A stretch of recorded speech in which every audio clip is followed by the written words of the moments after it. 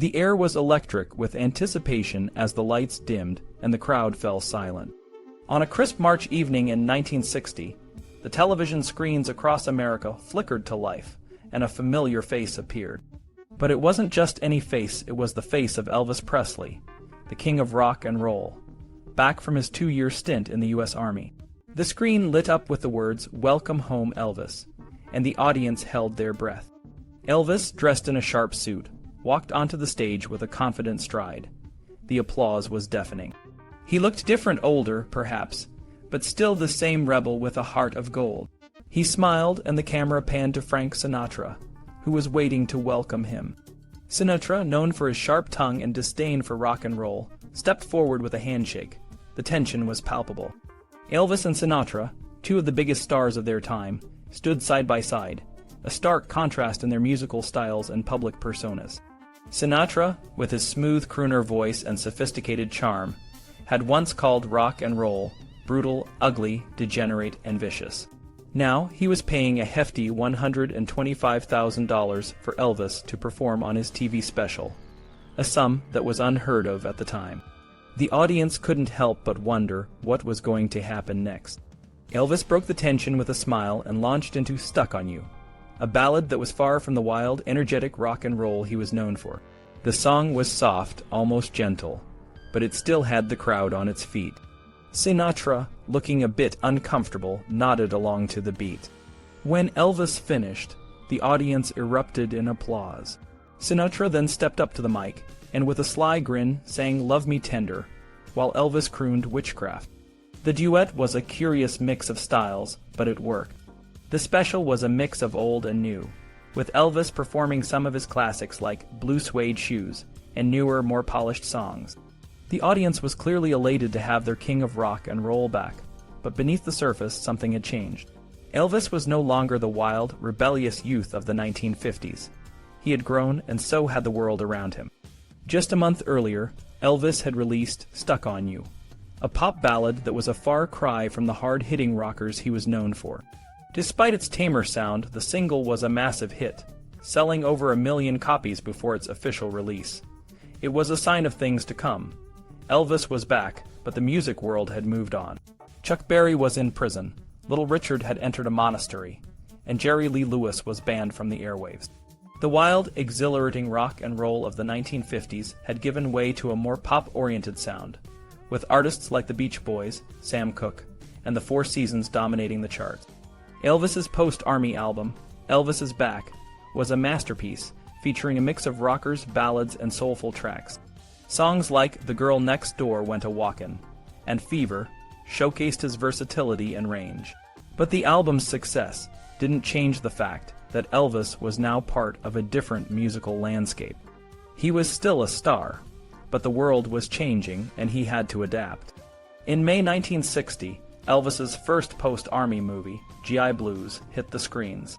The film was a light-hearted military comedy, a far cry from the intense dramas like Jailhouse Rock and King Creole. Elvis played Tulsa McLean, a singing fighting G.I., who bets his platoon that he can spend the night with a nightclub dancer played by Juliette Prowse. The plot was simple, but the songs were catchy, and Elvis's charm and charisma shone through.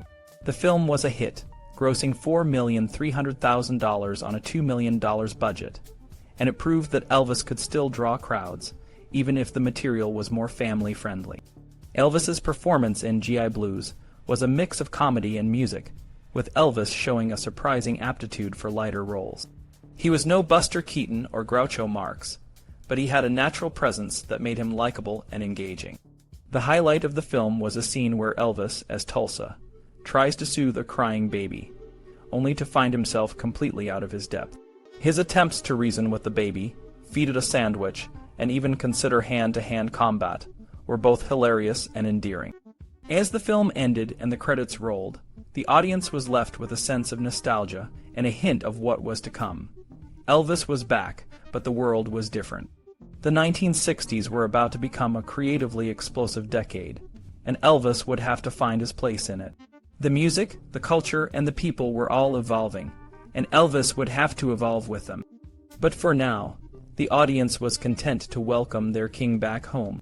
Elvis Presley's image changed a lot after he joined the army. When he came back, he starred in a movie called GI Blues. The movie was a big hit, but it was very different from his earlier films. In GI Blues, Elvis played a clean-cut, cheerful soldier. His look was much tamer. He no longer had his signature sideburns, and he hardly did his famous hip swinging. This was a big change from his earlier roles in movies like Jailhouse Rock and King Creole, where he was known for his wild and rebellious performances. Critics like Bosley Crowther from the New York Times were happy with this new, tamer Elvis. Crowther wrote that the army had taken that indecent swivel out of his hips and turned him into a good, clean, trustworthy, upstanding American young man. Crowther even made fun of Elvis's southern accent and the way he played his guitar, but he admitted that Elvis was now a fellow you can almost stand. The movie was a hit with audiences too. Theater owners reported that GI Blues brought in a lot of people. They said it was a family-friendly movie that everyone enjoyed. Some even said that Elvis had improved as an actor, although the role in GI Blues was one of his easiest to play. While GI Blues was successful, Elvis didn't want to keep making movies like this. He was tired of playing the same type of character and wanted more challenging roles. He agreed to do GI Blues because it was different from his previous movies, but he realized it was just fluff. He wanted to do serious movies with good scripts and top directors. Elvis's next movie, Flaming Star, was a step in that direction. It was a Western, and it was much more serious and dramatic than GI Blues. The movie was based on a novel by Claire Huffaker and had a top director, Don Siegel. The story was about a young man named Pacer, who was half Native American and half white. Pacer's family was torn apart by the conflict between whites and Native Americans. His mother, a Kiowa Indian, was killed by a vengeful white man, and Pacer left to live with his mother's tribe. When the tribe attacked his white brother, Pacer saved his brother's life, but found out that the Indians had already killed his father. In the end, Pacer was mortally wounded and rode off to die alone. Elvis worked hard on Flaming Star and gave a solid performance. He could relate to Pacer because he was part Cherokee on his mother's side. The movie dealt with racism and showed how both whites and Indians had deep-seated prejudices. Don Siegel's direction made the movie feel like a classic Western, with beautiful landscapes and intense action scenes. Flaming Star was a big step forward for Elvis as an actor. He showed that he could handle complex roles and handle them well. The movie was a success, and it proved that Elvis could do more than just play the charming, clean-cut soldier. He was ready for more challenging and serious roles. Elvis Presley's role in Flaming Star marked a significant shift in his career, showcasing his ability to take on more challenging and serious roles. Directed by Don Siegel, the film is a gritty Western that delves into the complex dynamics of a mixed-race family caught in the conflict between white settlers and Native Americans. The battles in the movie are intense, with Siegel skillfully using a mix of close-ups, medium shots, and long shots to capture the chaotic action. But the film isn't just about the action. It also has deeply emotional moments. One of the most powerful scenes in the movie is when Pacer, played by Elvis, walks in on two trappers who are about to rape his mother. The scene is shot in a tight close-up, emphasizing the fear and desperation of Dolores Del Rio, who plays Pacer's mother. The trapper, played by Tom Reese, is much larger and more menacing, which adds to the tension. Pacer's mother slaps the trapper away just as Pacer returns, unaware of what almost happened. When Pacer realizes what was about to occur, he confronts the trappers, using the butt of his rifle to hit one and then engaging in a brutal hand-to-hand fight with the larger one. The intensity of the scene shows Pacer's unbridled rage and his determination to protect his family. The film ends on a somber note, with Pacer returning to say goodbye to his brother, now living among the white settlers. Pacer delivers a message that there will be no more battles, and then rides off to die honorably. The way Siegel frames this final sequence is beautiful, showing a beaten and bloodied Pacer on his horse, addressing his brother in the foreground while the settlers are placed in the background. This scene captures the bittersweet resolution of Pacer's struggle between his two heritages. Flaming Star was a far cry from the light and simple movies like GI Blues. It was the kind of film and role that Elvis was looking for, showing his desire to move beyond his image as a singing heartthrob. The popularity of westerns on television meant that movie westerns needed to offer more substance. Flaming Star did just that, with its complex characters and themes. John McIntyre, who played Pacer's father, was already a star on TV Wagon Train, but it was Dolores Del Rio who left the biggest impression on Elvis. She had been away from Hollywood for 18 years when she agreed to play his mother, and Elvis was honored to work with her. He even tried to match her eye color by wearing brown contact lenses, though they made his eyes look too dark and were eventually dropped. Barbara Eden, who played the younger female lead, would later become famous for her role in I Dream of Jeannie. She replaced British actress Barbara Steele, who was originally cast but left the project, possibly due to her accent or a disagreement with Don Siegel. Despite the challenges, Elvis was pleased with the support and respect he received from Siegel. Siegel later recalled that Elvis was sensitive and very good, but also unsure of himself. He felt he could have done better things, and his advisors, particularly Colonel Parker, were against him taking on this kind of role. However, when Siegel was able to calm Elvis down, he thought Elvis gave a beautiful performance. The studio promoted Flaming Star heavily, but it didn't perform as well at the box office as G.I. Blues. This was partly because G.I. Blues had just been released and was still enjoying great success. Theaters reported that audiences came to hear Elvis sing, but Flaming Star only had a few musical numbers.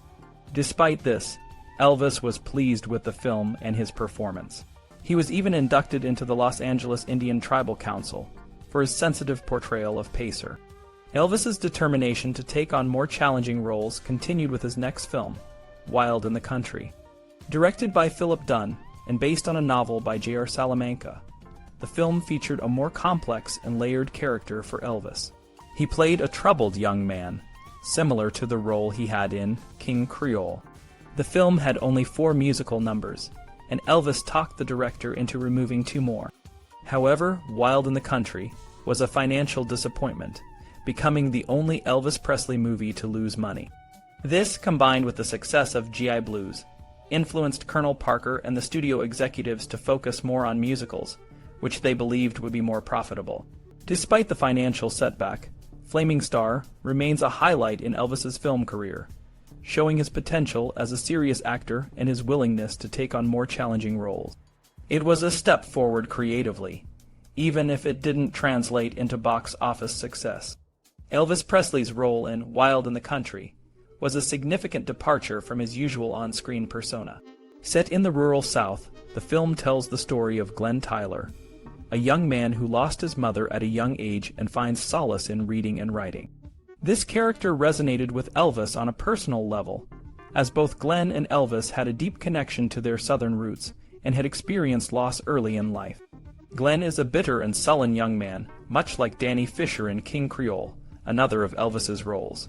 However, while Danny used his singing talent to earn money and had a supportive family, Glenn's talent lies in writing, a passion fueled by his love for reading. He lives with an uncle who is accepting but untrustworthy, and this makes Glenn an outcast in his family. Despite this, Glenn's reading ranges from the Bible to classic literature, and this influences his innate talent for writing fiction.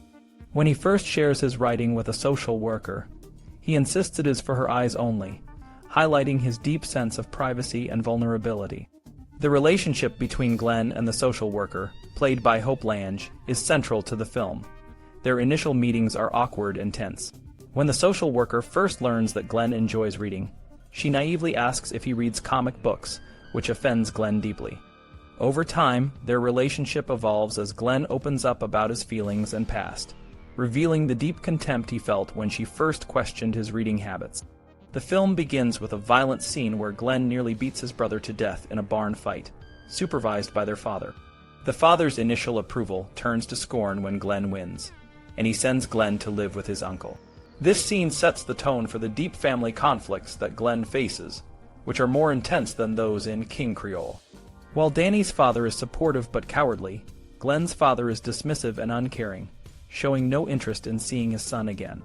The film's screenplay, written by Clifford Odets, introduces several other characters, including Glenn's uncle, his cousin with an illegitimate child, and his girlfriend whose father disapproves of their relationship.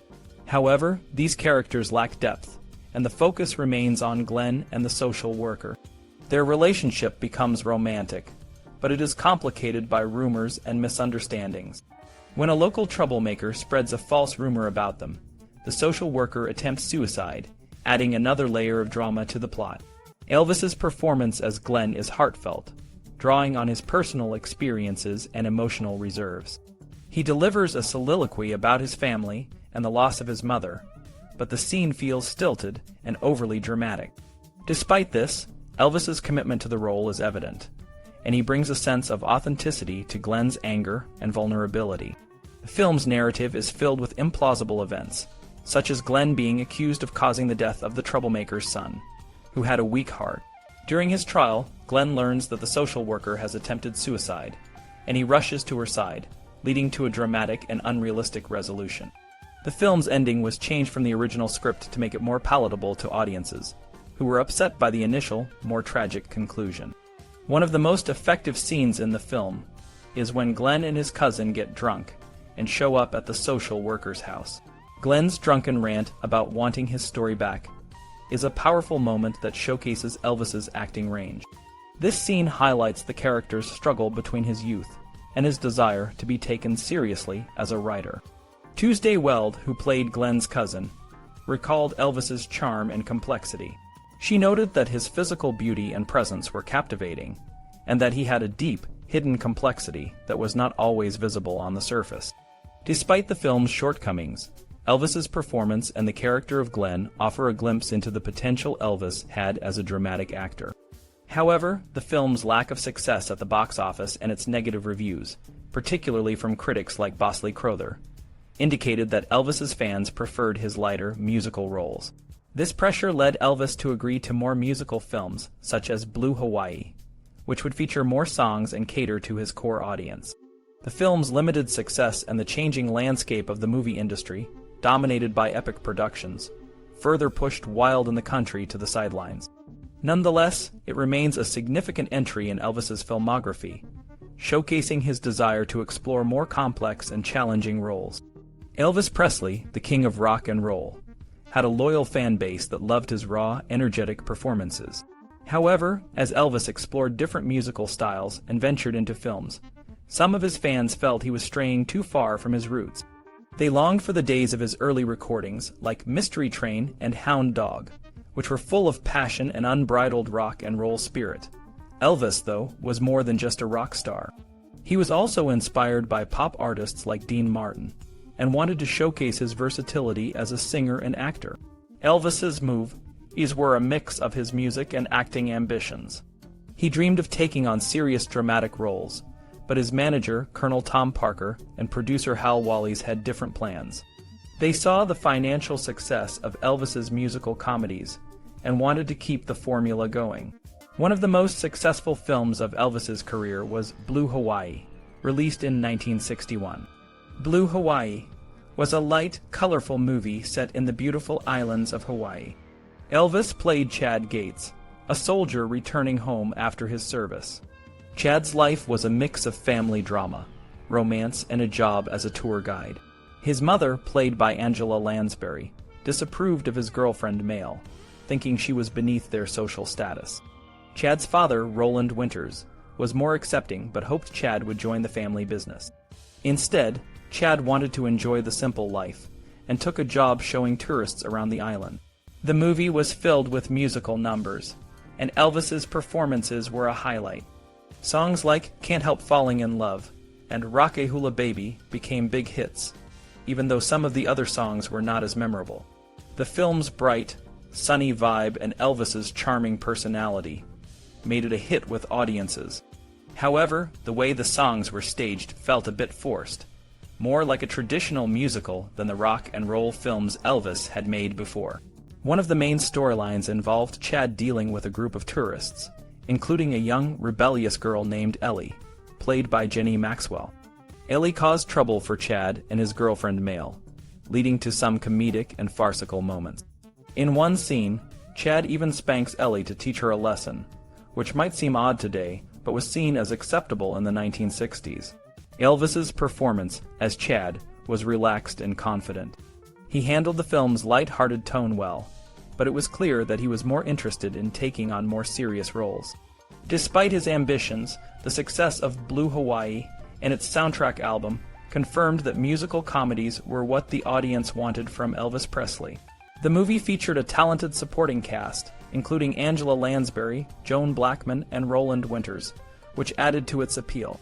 Joan Blackman, who played Male, was initially not the first choice. The producers had wanted Juliette Prowse, but she made demands that led to her being replaced. This change in casting didn't affect the film's success, and Blue Hawaii became one of Elvis's most popular and financially successful movies.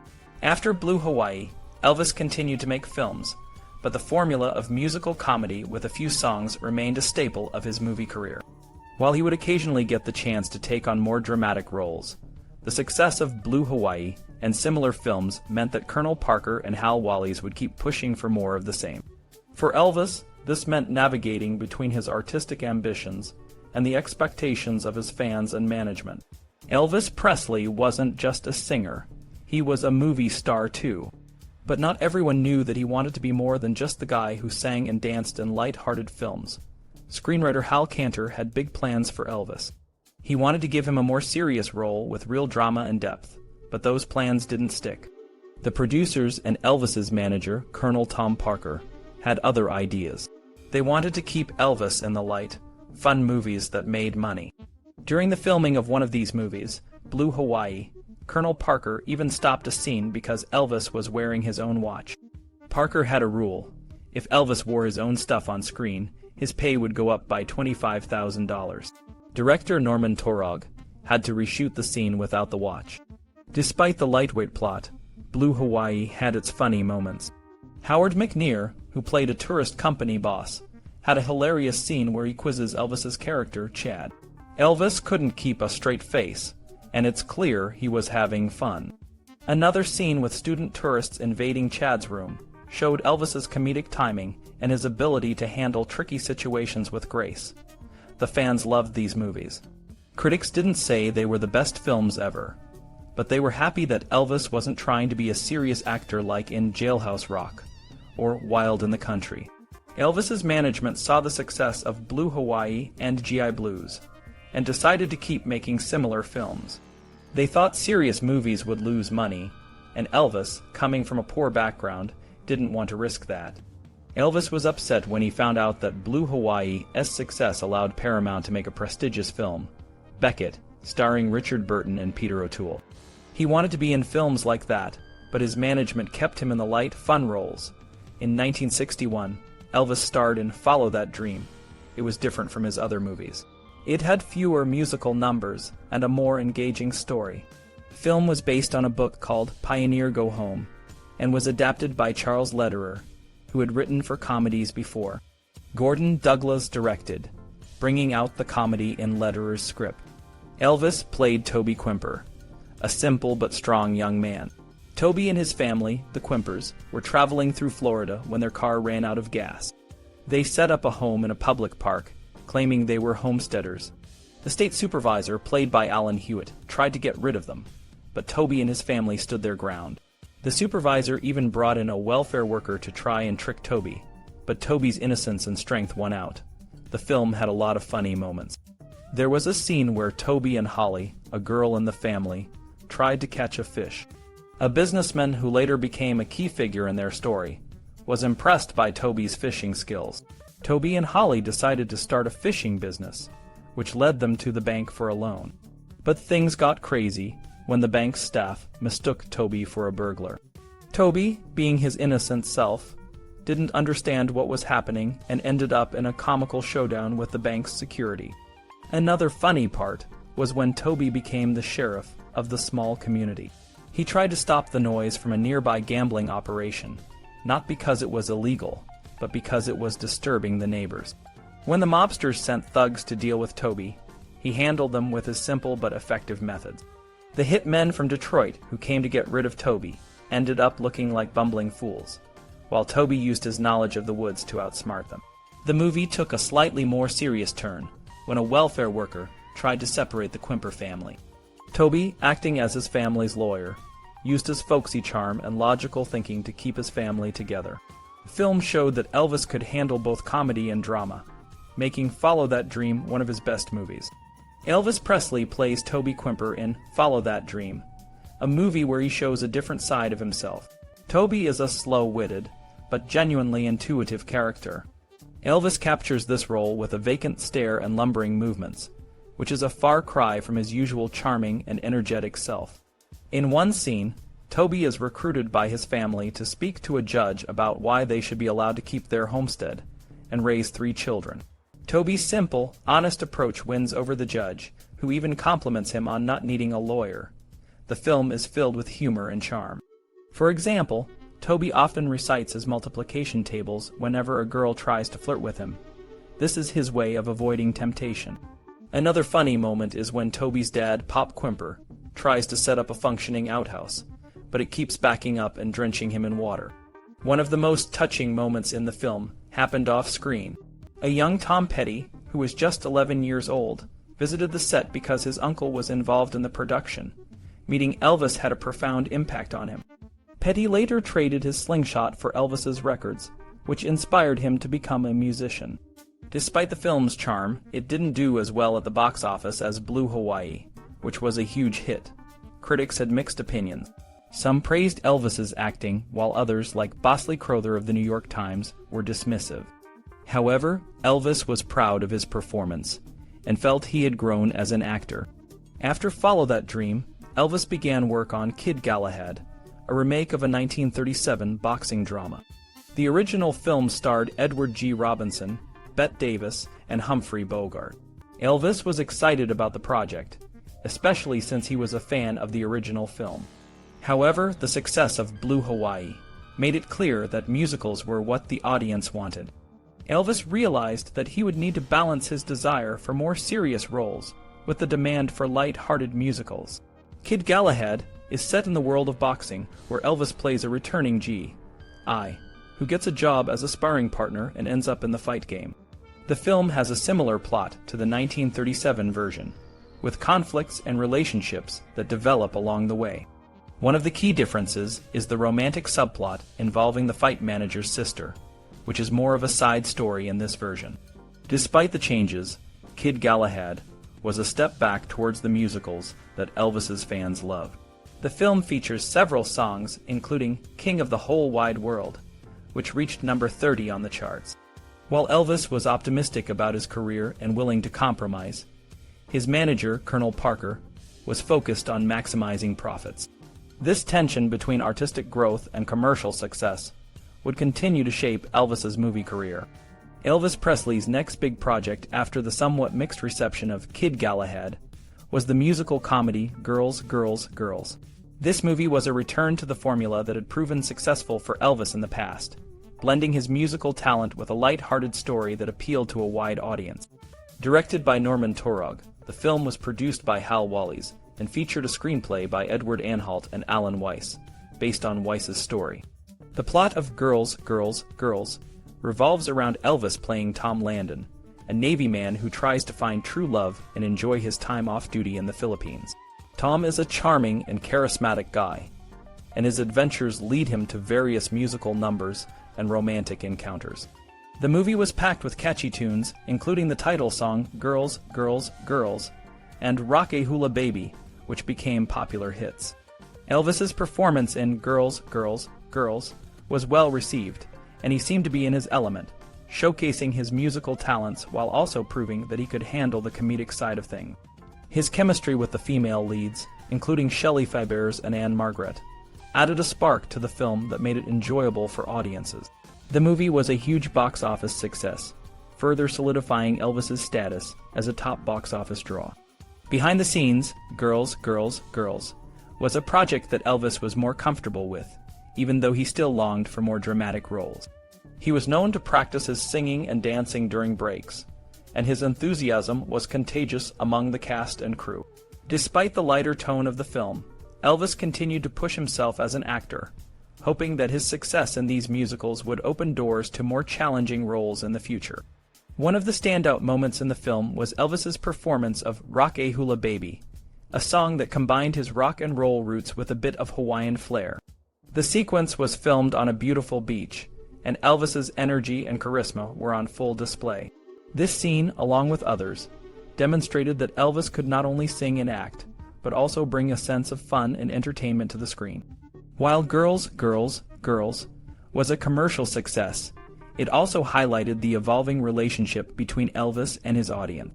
By 1962, Elvis was no longer just the rebellious teen idol of the 1950s. He had matured, both personally and professionally, and his fans were growing up with him. The film reflected this change, appealing to a broader audience that included both teenagers and adults. However, the success of Girls, Girls, Girls also brought to light the tension in Elvis's career. He was torn between the commercial success of these musicals and his desire to be taken seriously as an actor. This internal struggle would continue to play out in his future projects, as he sought to balance his love for music with his ambition to grow as a performer. In the end, Girls, Girls, Girls was another chapter in Elvis Presley's storied career, a film that showcased his talents and strengthened his connection with his fans. It was a reminder that, no matter how much he evolved, Elvis would always be the king of rock and roll, a performer who could light up the screen with his presence and leave a lasting impact on the world of entertainment.